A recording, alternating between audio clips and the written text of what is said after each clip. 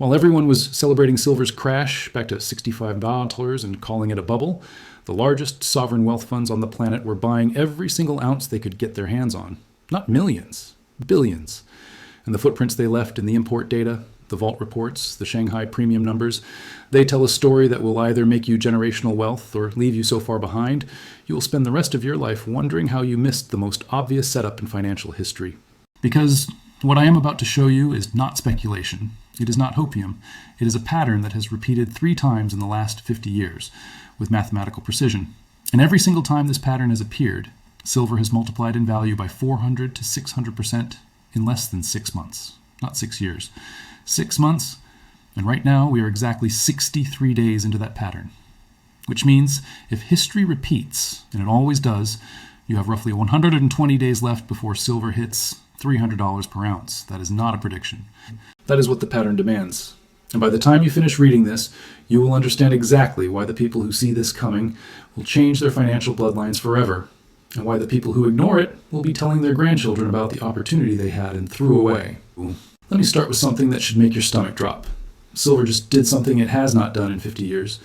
It broke $50. Think about that number. 50 years. From 1975 to 2025, silver was locked in a prison. Every single time it tried to escape, every single time it approached that $50 level, it got violently rejected.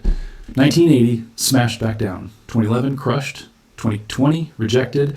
Again, for half a century, the entire financial system operated under one assumption. Silver is a $50 metal. That is its ceiling. That is its limit. That is the law of physics for this market. Except it was never physics. It was control.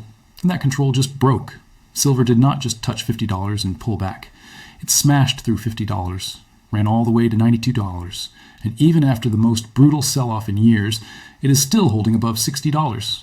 Do you understand what that means? The ceiling of the old world is now the floor of the new one. The prison wall that held for 50 years has been shattered, and there is no putting it back together. Now here's what nobody is telling you. During those same 50 years, gold was not trapped. Gold broke its 1980 high. Gold broke its 2011 high. Gold kept making new all-time highs decade after decade. Copper was trapped between 50 cents and $1.50 for 30 years. Then, in 2006, it broke out and went to $4.50, a 300% explosion in less than 2 years. Lead did the exact same thing in 2007. Palladium, platinum, every major commodity that was compressed in a multi-decade range eventually broke free and repriced violently higher. Every single one. Except silver. Silver was the only asset held below its breakout point for 5 decades, which means the energy that has been building inside this market, the suppressed demand, the industrial deficits, the monetary fear, all of it has been compressing for 50 years. And now the dam just cracked. When 50 years of pressure is finally released, it does not move 10%, it does not move 20%, it moves in multiples. And the historical data proves it. Same pattern, same sequence, same outcome. Let me show you something that made me put down my phone and stare at the wall for 20 minutes. I went back and analyzed every major silver surge in modern history. And I found a pattern so precise, so repeatable, that once you see it, you cannot unsee it. 1979 to 1980. Silver went from $12 to $50. That is a 316% move. And it happened in 5 months. Not 5 years, 5 months. The entire explosive phase, the part where life-changing wealth was created, occurred in 150 days, 2010 to 2011. Silver went from $18 to $49, a 172% move. And it happened in 7 months. Again, not years, months. Both surges followed the exact same structure. Month 1, initial breakout. Month 2, acceleration and first peak. Then came the jiggle, a violent, terrifying correction that shook out every weak hand, every over-leveraged trader, every person who was in it for the dopamine and not the data. And both times, that correction was the final gift. The last chance to position before the real move. Because after the shakeout, silver did not go back to sleep. It went parabolic. The majority of the gains, 60 to 70% of the entire move, happened in months 3 through 6. That is the kill zone. That is where the smart money makes a decade's worth of returns in a single quarter. Now look at what just happened. Silver started accelerating in November 2025. That was month 1. December, month 2. By the end of January 2026, silver hit $92. Then came the crash. A brutal, gut-wrenching, puke-inducing sell-off that took silver back to $65 in 36 hours. Everyone panicked. Everyone said it was over. The bubble popped. Silver is done. I should have sold. If you are reading this, you either sold during that crash or you're still holding and questioning your sanity. But here is what you need to understand. That crash was not the end. It was the jiggle. The exact same shakeout that happened in 1979 and 2010. The same psychological warfare that separates the people who make generational wealth from the people who sell at the bottom and watch from the sidelines. We are now in month 3. And if the pattern holds, and it has held twice before with laser precision, the real move has not even started yet. The explosive phase, the part where silver goes from $65 to $300, happens between now and early summer. That puts the target window at June 2026, mathematical certainty. But here is where this gets absolutely insane. And this is the part that separates this cycle from anything that has ever happened before. In 1980, silver quadrupled, but it stayed inside the old range. It went from $12 to $50, but it never broke the ceiling. In 2011, silver more than doubled, but again it hit $50 and got rejected. Both moves were powerful, but they were contained within the prison. This time, silver has already escaped. T broke $50. It shattered the 50-year ceiling. And even after the crash, it did not fall back into the old range. It is holding above the breakout point. Do you see what this means? The structure of the market has fundamentally changed. The old rules no longer apply. Silver is not going back to the 30s. It is not going back to the 40s. The floor of the new reality is $60. And everything above that is uncharted territory. Think of it like a dam. For 50 years, water has been building behind a concrete wall. Pressure increasing year after year. Every time the water level got too high, they reinforced the wall. But the water never stopped coming. Industrial demand, monetary fear, supply deficits, it all kept piling up. And now, for the first time in 50 years, the wall has cracked. The water is not going to politely trickle through. It is going to explode through with 5 decades of accumulated force behind it. That is what is happening right now. The dam is broken, and nobody can fix it. Now I need to talk about something that most people are getting catastrophically wrong, and it is going to cost them everything. After the crash from $92, I watched dozens of analysts, people with massive audiences, announce that they sold their entire silver position. And they pointed to their charts, their RSI indicators, their momentum oscillators, and they said silver was overbought. Technically, they were right. A correction did happen. But here's the problem. They are using old tools to measure a new reality. It is like using a ruler designed for inches to measure the distance to the moon. The instrument was never built for this. RSI hitting 80 used to mean overbought. Used to. Back when silver was trapped between $4 and $50, those readings made sense. But we are not in that world anymore. The ceiling has been destroyed. The old range is gone. And anyone using old metrics to time their exit is going to miss the largest wealth transfer of their lifetime.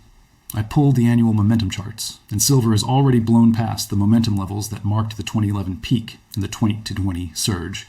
The old ceiling on momentum has been shattered, just like the old ceiling on price, which means the traditional overbought signals are not just wrong, they are dangerous. Because once someone sells, the psychological barrier to buying back in at a higher price is enormous. Most of them never will. They will sit on the sidelines, arms crossed, praying they were right. And they will watch silver do exactly what copper did after its multi-decade breakout. They will be right about the correction and catastrophically wrong about the trend. Let me tell you something that nobody in mainstream financial media is talking about. And this is the part that made me realize this is not just a trade, this is a crisis. I pulled up the Shanghai silver price last week, and it was trading $30 per ounce above the New York COMEX price. $30. That is not noise. That is not a glitch. That is the physical market screaming that the paper price is a lie. Go ahead, look it up right now. Shanghai silver premium. Check the number yourself. Because when you see it with your own eyes, it hits different. That $30 gap is real, and it is widening. Why? Because on January 1st, 2026, China implemented export controls on silver. Only 44 state-approved companies are allowed to export refined silver out of China, and China controls 60 to 70% of the world's refined silver supply, which means the majority of global silver is now trapped inside Chinese borders. And the result is a $30 premium in Shanghai. But it is not just China. I have been tracking reports from bullion dealers across North America, Europe, Australia, and dealers are now warning customers that if they want to sell physical silver, they may only get $10 to $15 below spot price. Read that again. Dealers cannot source enough physical metal to meet demand. They are rationing. They are delaying deliveries. They are warning clients in advance that the price on the screen and the price in the real world are two completely different numbers. And every single time in history that physical premiums have blown out like this, the paper price eventually catches up. not the other way around. The paper price rises to meet physical reality. It has never, not once, worked in reverse. So when you see silver quoted at $65 on your screen, understand that the real price, the price where actual metal is changing hands in the world's largest consuming nation, is $95. That gap has to close, and it closes by the Western price going up. Not opinion, pattern recognition. Now, let me explain why this is not just about industrial demand or monetary fear. It is both, at the same time. Silver rides on two waves. Wave one is industrial. Silver goes into solar panels, AI data centers, 5G infrastructure, electric vehicles, medical devices. China produces 80 to 90% of the world's solar cells, and every single panel requires silver. The global supply deficit has not been satisfied for 5 consecutive years. Demand has exceeded supply every year since 2021. And here is the thing about industrial silver. Once it is used, it is gone. The amounts are too small to economically recycle. Every ounce that goes into a circuit board or a solar panel is an ounce permanently removed from the market. That is wave one, relentless, structural, irreversible demand. Wave two is the one that changes everything. Silver is money. It has been money for 3,000 years, not 300, 3,000. And right now something extraordinary is happening. India's Reserve Bank just issued regulations allowing silver to be used as formal bank collateral effective April 1st, 2026. That is the first official monetization of silver by a major economy since the 1800s. 1.4 billion people are about to gain access to silver as a recognized monetary asset. This is not speculation. This is published regulatory fact. And here is what makes this explosive. When silver acts only as an industrial metal, its price is driven by factories and supply chains. Predictable, manageable. But when silver acts as money, when 1.4 billion people start treating it as a store of value, as a hedge against their collapsing currency, the demand curve goes vertical. Gold has been riding this monetary wave for decades. That is why gold keeps making new highs while stocks go sideways. But silver is gold's little brother. For 3,000 years, silver has followed gold, just with a lag. And right now, the lag is the widest it has been in modern history. Silver is absurdly cheap relative to gold. The gold to silver ratio is still near all-time extremes. And every single time this ratio has been this stretched, silver has violently snapped back to close the gap. Not slowly, violently. So you have two massive demand waves converging at the exact same time. Industrial demand that has overwhelmed supply for 5 straight years and monetary demand that is about to be unlocked for 1.4 billion people. Both waves hitting simultaneously, and the supply side is shrinking because China just locked down 60 to 70% of global production. This is not a setup for a 10% move, this is a setup for a paradigm shift. Now let me connect the dots to the macro picture, because silver does not exist in a vacuum. And what is happening in the global financial system right now is what convinced me that $300 is not just possible. It might be conservative. I pulled up the US dollar index going back to 2010, and the long-term momentum trend is broken. Not bending, broken. The dollar has slipped below a structural support line that held for over a decade. The dollar is not collapsing overnight. This is a slow bleed. But when you look at the M2 money supply data, you see that every single decade, the money supply increases by 80 to 90%. That is not conspiracy. That is Federal Reserve data published on their own website. Every 10 years, they print 80 to 90% more dollars, which means the purchasing power of every dollar in your bank account drops by half every decade. And precious metals are the mirror image of that decay. When the dollar weakens structurally, gold and silver do not just go up. They reprice to reflect the cumulative loss of purchasing power that was hidden during the strong dollar periods. That repricing is happening right now. But there's another factor, and this one genuinely worries me. The government bond market is cracking. I looked at U.S. Treasury futures, and they are trading around 115. Recent lows hit 113. And here's the line in the sand. If bonds drop another 3 points into the 112 range, the entire holding pattern that has kept the bond market stable since the 2022 collapse breaks down. And when that breaks, the U.S. bond market starts to look like Japan. Japan is already in crisis mode. Their central bank is trapped. The U.K. bond market is under stress. Government debt globally is at levels that are making even the most conservative pension funds nervous. Jamie Dimon himself said months ago that you cannot keep pushing this down the road forever. And when the average person who used to feel safe putting money in government bonds starts to doubt that safety, that is a nuclear event for the financial system. Because if you cannot trust government bonds, where do you put your money? For 3,000 years, the answer has been gold and silver. And that answer is coming back with a vengeance. And here is what ties everything together. The entire commodity complex is breaking out. I pulled the Bloomberg Commodity Index, and it has broken above a massive long-term momentum base. Crude oil just triggered a technical breakout that signals the end of the 2-year bear market in energy. If crude goes from $60 to $90, and $90 is not even expensive by historical standards since we hit $130 in 2022, that is a 50% jump in gasoline prices. Wheat has joined the breakout. Copper is pushing new highs. When commodity prices surge, the average consumer gets crushed. The cost of living skyrockets. Inflation expectations rise, and the only assets that protect against that are the monetary metals, gold and silver. And here is something that should terrify every stock market investor. I compared the S&P 500 to gold and silver over the last 5 months. The S&P is flat. It has been stuck at 6,000, going nowhere. Meanwhile, gold and silver, even after their corrections, are dramatically outperforming stocks. There is a massive asset class rotation happening right now. Money is quietly leaving paper, financial assets, and flowing into hard assets. Commodities, energy, real estate, and above all, precious metals. This is not a one-week trend. This has been building for months. And when the average retail investor finally notices, which they always do last, the flood of capital into silver will be unlike anything we have seen in our lifetimes. Do you see what is happening? Dollar breaking down, bonds cracking, commodities breaking out, stocks going sideways, physical silver premiums at $30, industrial deficits for 5 straight years, India remonetizing silver, China locking supply inside its borders, vaults draining in New York, London, and Zurich. I've been studying markets for over a decade, and I have never seen this many macro signals converging on a single asset at the same time. This is not one indicator pointing to higher silver. This is every major structural force in the global economy pointing in the exact same direction simultaneously. Same pattern, same sequence, same outcome.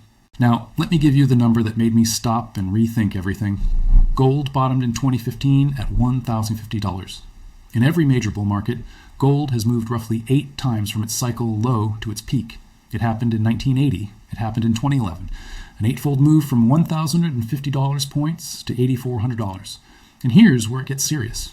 JP Morgan, one of the most conservative banks in the world, just published a target near $8,500, the same number the historical pattern produces on its own. That is not coincidence. That is confirmation. And if gold reaches that level, silver doesn't stop at $100.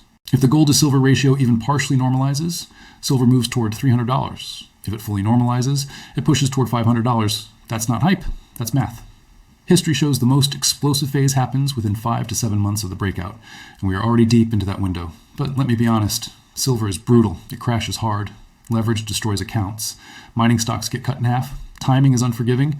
There are risks, rates, deflation, policy shifts can derail this thesis. This is not advice. It's a repeating pattern backed by numbers. What you do with it is your responsibility.